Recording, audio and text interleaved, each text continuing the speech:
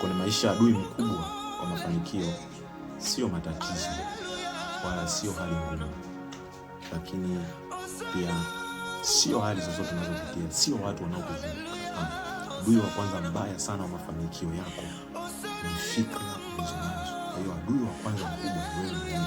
Kwa hivyo ukiweza kujiongoza wewe mwenyewe, utakuwa umefaulu na kufanikiwa kwa kiwango kikubwa sana.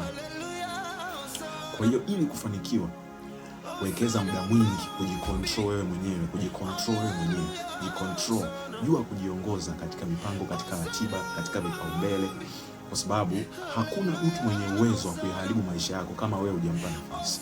Hakuna mtu mwenye uwezo wa kufanya wewe ushindwe kwenda mbele, isipokuwa ni wewe mwenyewe umeamua. Vitu vya kukatisha tamaa viko vingi na vinatokea, lakini kukata tamaa linabaki kuwa ni jambo ambalo liko ndani ya uwezo wako. Usiporuhusu kukata tamaa, hata kama vitu vya kukatisha tamaa vitakuwa vingi, hautakata tamaa kwa sababu hautakuwa hujaamua. Kwa hiyo kukata tamaa ni kitu ambacho mtu mwenyewe ndo anaamua kukifanya, na sio kwamba mazingira hata kama yakiwa magumu hayakufanyii maamuzi ya wewe kukata tamaa. Lakini pia adui wa kwanza mkubwa ni wewe mwenyewe, kwa sababu yupo Mungu ambaye yeye hakuna kitu kinachomshinda. Kwa hiyo kama kuna kitu kinatokea na kinakurudisha nyuma, huenda wewe mwenyewe hujamsogelea Mungu, kwa sababu sisi tumeumbwa kwa sura na mfano wa Mungu.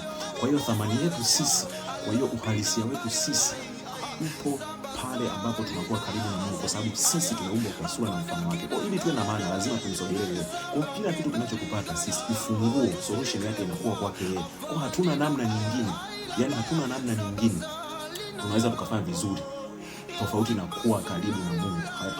Hakuna mbadala, yani hapo hakuna mbadala, ni lazima kuwa karibu na yeye, ili yeye atufunue kwamba sisi tunatakiwa kufanyaje, tuna uwezo gani, tunaelekea wapi, tunatakiwa kufanya nini, tunatakiwa kufanyaje ili tuepukane na changamoto fulani, ili tushinde changamoto fulani. Kwa hiyo kasi kama yeye yupo na yeye anaweza, kwa nini tuwalaumu watu wengine kwamba wenyewe wametukwamisha? Kwa nini tuwalaumu kwamba labda ni serikali au hali fulani ndio zinafanya kwamba tuwe na maisha fulani, kitu ambacho sio? Kama kweli yuko Mungu, kwa nini tusisaidie? Kwa hiyo huenda wakati mwingine sisi tunashindwa kujisogeza mbele zake, tunashindwa kufuata maelekezo yake.